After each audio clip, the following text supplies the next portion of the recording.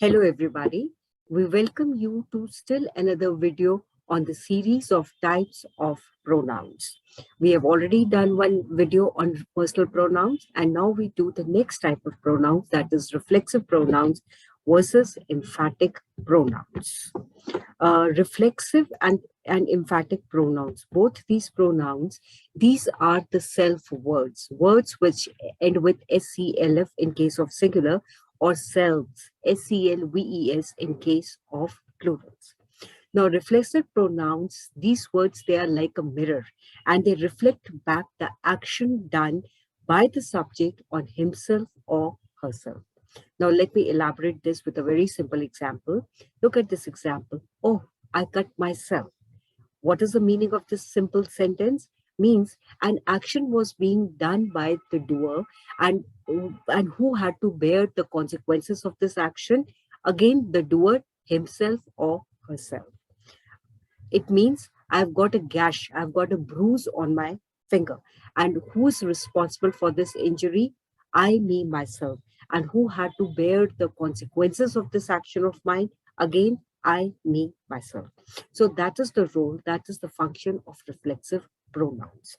Now, reflexive pronouns, they usually refer to an adverb, an adjective, pronoun, or a noun, which is located in the near vicinity or in the clause nearby.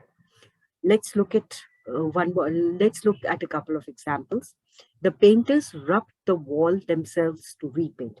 Now here, themselves is a reflexive pronoun and it refers to what? It refers to the painters. And this word, the painters, the antecedent, is placed nearby in the same clause.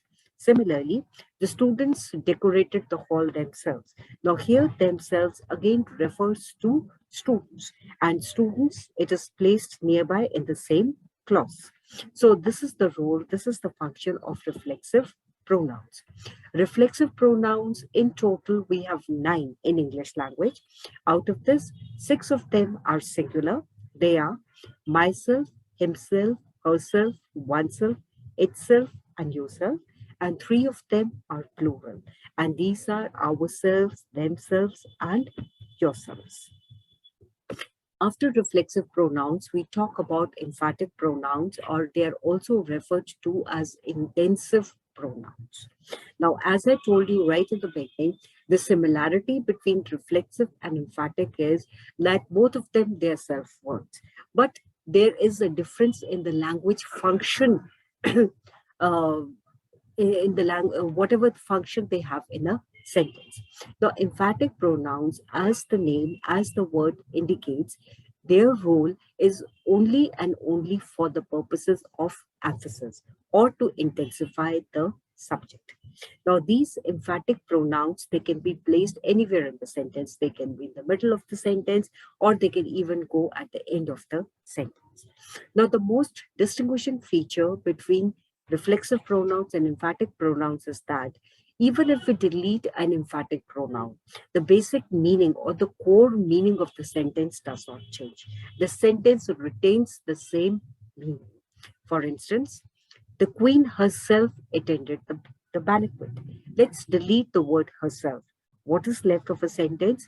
The queen attended the banquet. Means the basic meaning of the sentence does not change. Similarly, I met Shah Rukh Khan himself. Take away himself, I met Shah Rukh Khan. So the sentence retains its fundamental meaning. Only thing, both these words, herself and himself, they were used only and only in the for the purposes of emphasis. And I hope you guys noticed another thing.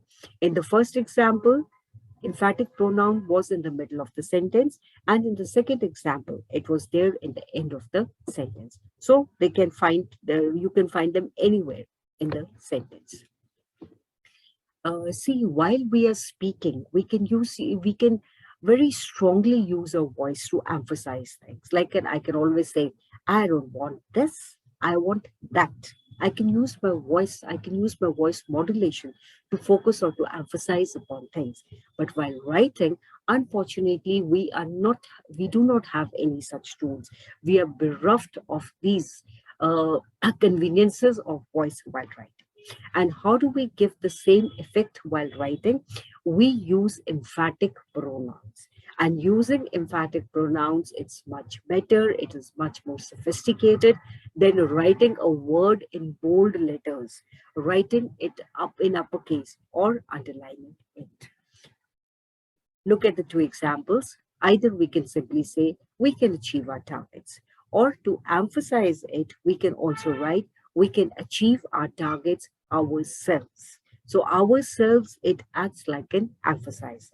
Similarly, the scouts cooked the meal themselves, means nobody else came and cooked the meal for them. They cooked the meal themselves. So this is the most important function of emphatic pronouns. That is, they emphasize, they intensify. And yes, that is quite an important function we serve in a sentence. So after a bit of download on our reflexive and emphatic pronouns, let's do a short quiz to test our understanding about this concept. Let's look at the first sentence. It says, we we often tell ourselves not to do naughty things, but we do them all the time. Oh, hard fact of life. Yes, we do them all the time. So what do you think is ourselves here? Is it a reflexive pronoun or is it an emphatic pronoun? Again, a very simple test. Delete the word and look at the meaning of the sentence. If it changes, it's reflexive. And if it does not change, means it was there only for the purpose of emphasis. And hence it is emphatic. Okay, let's delete ourselves. What's left of the sentence? We often tell not to do naughty things, but we do them all the time. So here the sentence is incomplete. The complete idea of the sentence is not conveyed. So this is an example of reflexive pronoun. Let's look at the second sentence. She will look after the party herself. Take away herself. What is left? She will look after the party. So the basic meaning does not change. Therefore, it's an example of emphatic pronouns.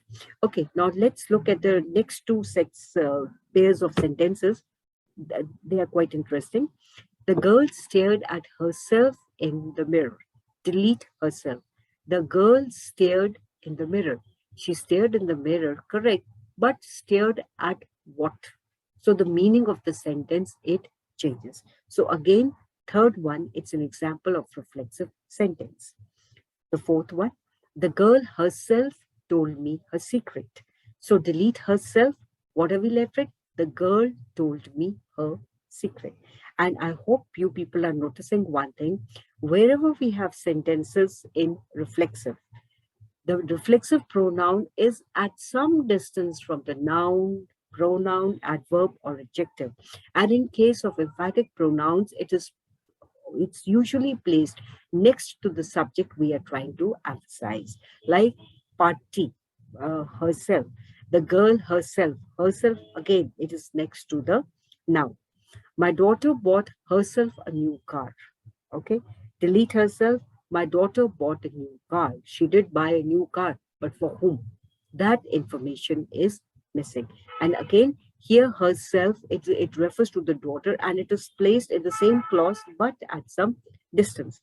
And lastly, my daughter herself bought a new car. Again, delete herself here. My daughter bought a new car. So the basic meaning of the sentence remains the same. And here's in this sentence also, herself is placed right next to the daughter, the subject it is trying to emphasize upon. So I hope, my friends, with the help of this video, we are able to educate ourselves to a certain extent about reflexive pronouns, emphatic pronouns, their similarities, and the difference in the function and difference in their function in a sentence. So armed with this knowledge, we will be in a position to use them correctly. Thank you so much for being a part of this journey and happy learning.